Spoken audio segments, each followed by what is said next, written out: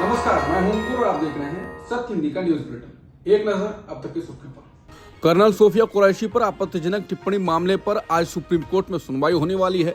मध्य प्रदेश के मंत्री विजय शाह ने कर्नल सोफिया कुरैशी पर आपत्तिजनक टिप्पणी की थी, जिसके बाद उनके खिलाफ केस दर्ज किया गया था। कल सुप्रीम कोर्ट ने विजय शाह को फटकार लगाई थी और उनके खिलाफ दर्ज एफआईआर में दखल देने से फिलहाल इनकार कर दिया था। कुल मिलाकर विजय शाह को सुप्रीम कोर्ट अदालत से कोई भी राहत नहीं मिली। अब सवाल है कि क्या उनकी गिरफ्तारी आज सुप्रीम कोर्ट के निर्देश के अनुसार हो सकती है। मंत्री विजय शाह के मामले को लेकर सीएम मोहन यादव ने गुरुवार की देर रात प्रतिक्रिया दी। उन्होंने कहा कि न्यायपालिका ने जो आदेश दिया है, हमारी सरकार ने यथायोग्य तरीके से पालन किया है और न्यायालय जो कहेगा हम उस हिसाब से चलते रहेंगे। उन्होंने कांग्रेस के द्वारा पद से इस्तीफे की मांग पर जमकर फटकार लगाई। उन्होंने कहा कि कांग्रेस तो कहती रहेगी, कांग्रेस तो सीताराम से मांग ले, कांग्रेस के सारे मंत्रियों पर मुकदमे चल रहे हैं। इससे साफ है कि इस्तीफा मुश्किल है। इसके अलावा विजय शाह को पार्टी से समर्थन भी मिला है। विजय शाह को नगरीय विकास एवं आवास विभाग की राज्य मंत्री प्रतिभा बागरी का समर्थन मिला। शाह का समर्थन करते हुए उन्होंने कहा कि उनकी मंशा किसी का अपमान करने की नहीं थी।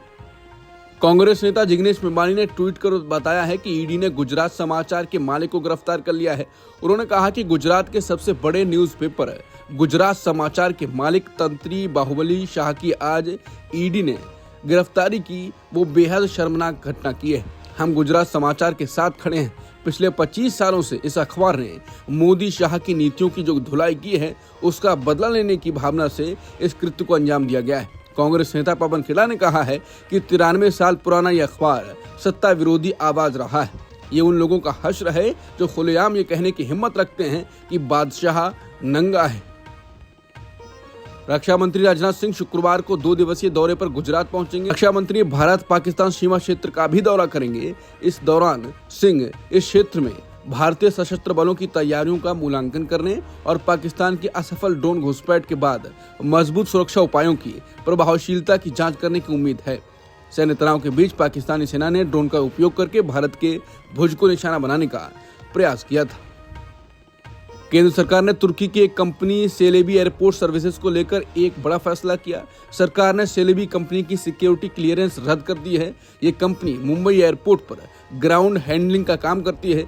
इसका मतलब है कि हवाई अड्डे पर यात्रियों की मदद करना, सामान का ध्यान रखना और विमानों के संचालन में मदद करना जैसे काम ये कंपनी करती है। पाकिस्तान को समर्थन देने वाले तुर्की पर भारत सरकार एक्शन के मोड में है और एक एक करके एक्शन ले रही है। बिहार के दरभंगा में कांग्रेस नेता राहुल गांधी के खिलाफ एफआईआर हुई है। बिहार कांग्रेस ने 15 मई को राज्य के अलग अलग जगहों पर शिक्षा संवाद किया। इसके तहत कांग्रेस नेताओं ने राज्य के एससी, एसटी, ओबीसी छात्रावासों में छात्रों से बातचीत की। राहुल गांधी इसी कार्यक्रम के तहत दरभंगा के अंबेडकर छात्रावास में संवाद करने चाहते थे, लेकिन दरभंगा प्रशासन ने उन्हें अंबेडकर छात्रावास की जगह टाउन हॉल में छात्रों से संवाद करने की अनुमति दी थी। हालांकि बिना अनुमति के राहुल गांधी छात्रावास में गए और छात्रों को संबोधित किया। बिना अनुमति की छात्रावास में घुसने को लेकर जिला कल्याण पदाधिकारी आलोक कुमार ने राहुल गांधी पर एफआईआर दर्ज कराई है। कांग्रेस अध्यक्ष मल्लिकार्जुन खड़गे ने गुरुवार को बिहार की जेडीयू बीजेपी सरकार पर निशाना साधा और आरोप लगाया कि लोकसभा में विपक्ष के नेता राहुल गांधी को दरभंगा में शिक्षा न्याय संवाद आयोजित करने से रोककर वो सरासर तानाशाही कर रही है। खड़गे ने कहा कि अब क्या दलित, वंचित, पिछड़े वर्ग के छात्रों से संवाद करना संविधान के खिलाफ है? क्या उनकी शिक्षा, उनकी भर्ती परीक्षा और नौकरियों के बारे में उनसे बातचीत करना कोई पाप है? जेडीयू बीजेपी सरकार ने बिहार में दरभंगा के अंबेडकर हॉस्टल में शिक्षा न्याय संवाद कार्यक्रम में राहुल गांधी को शामिल होने से रोकना तानाशाही की पराकाष्ठा है। लोकतंत्र की जन्मस्थली बिहार इस अन्याय को याद रखेगी और समय आने पर जेडीयू बीजेपी को इसका उचित जवाब भी देगी। अमेरिकी राष्ट्रपति ट्रंप ने कतर की राजधानी दोहा में बड़ा बयान दिया है। उन्होंने आईफोन निर्माता कंपनी एप्पल के सीईओ टिम कुक से कहा कि वो भारत में आईफोन बनाना बंद करें। ट्रंप ने मीडिया से बात करते हुए कहा कि मैंने कल टिम कुक से बात की। मैंने कहा कि टिम, हम आपसे बहुत अच्छा व्यवहार कर रहे हैं। आप 500 अरब डॉलर की कंपनी बना रहे हो, लेकिन अब मैं सुन रहा हूं कि आप भारत में कारखाने लगा रहे हैं। मैं नहीं चाहता कि आप भारत में बनाओ। उन्होंने कहा कि भारत को अपने हितों का ध्यान खुद रखने दें। ट्रंप ने कहा कि अगर आप भारत की मदद करना चाहते हो तो ठीक है, लेकिन भारत दुनिया के सबसे ज्यादा टैरिफ वाले देशों में से एक है, वहां बेचना मुश्किल है। भारत ने हमें एक प्रस्ताव दिया है जिसमें उन्होंने हमारे सामानों पर कोई टैरिफ नहीं लगाने का वादा किया है।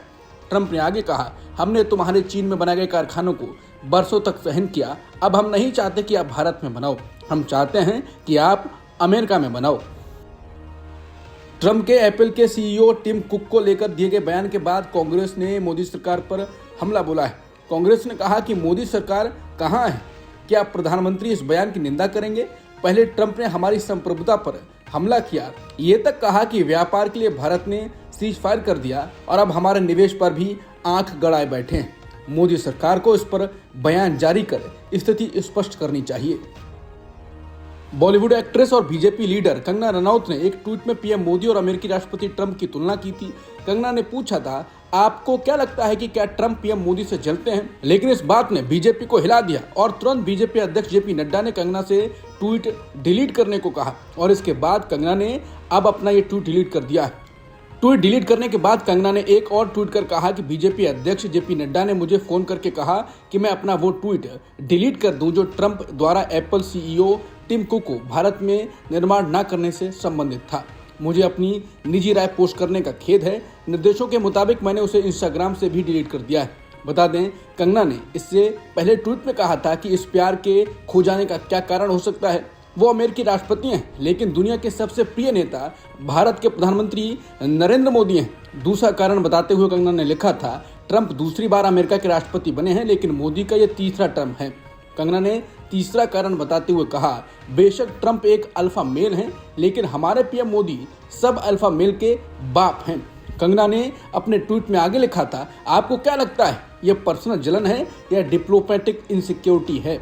मोदी को ट्रंप से आगे दिखाना बीजेपी को हिला गया। हर बात पर ट्रंप की सुनने वाले मोदी की छवि बन रही है और इसी बीच एक खबर आई है। सोशल मीडिया पर लोग कह रहे हैं तो ये अब आधिकारिक है कि चाहे ट्रंप भारत का कितना भी अपमान कर लें, हमारी सरकार ट्रंप पर उंगली नहीं उठाएगी। यही है 56 इंच का सीना।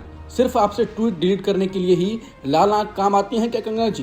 कुछ लोगों का कहना है कि ट्रंप के बारे में एक ट्वीट से ही हिल गई बीजेपी। सोचिए उनके फरमान आने पर क्या होता होगा। सुप्रीम कोर्ट ने गुरुवार को कहा कि वो वक्फ संशोधन अधिनियम 2025 की वैधता को चुनौती देने वाली याचिकाओं पर अंतरिम राहत पर विचार करने के मुद्दे पर 20 मई को विचार करेगा। सीजेआई बीआर गवई और न्यायमूर्ति ऑगस्टीन जॉर्ज मसीह की बेंच ने कानून की वैधता को चुनौती देने वालों की ओर से पेश वरिष्ठ अधिवक्ता कपिल सिब्बल और सरकार की ओर से पेश हुए सॉलिसिटर जनरल तुषार मेहता से सोमवार तक अपने लिखित नोट दाखिल करने को कहा। सीजेआई ने याचिकाओं पर सुनवाई स्थगित करते हुए कहा, हम अंतरिम राहत के मुद्दे पर मंगलवार को ही विचार करेंगे। अब तक की सुर्खियों में इतना ही। बाकी खबरों के लिए बने रहिए सत्यहिंदी.com के साथ। Copyright disclaimer under Section 107 of the Copyright Act 1976. Allowance is made for fair use for purposes such as criticism, comment, news reporting, scholarship, and research. Fair use is a use permitted by copyright statute that might otherwise be infringing.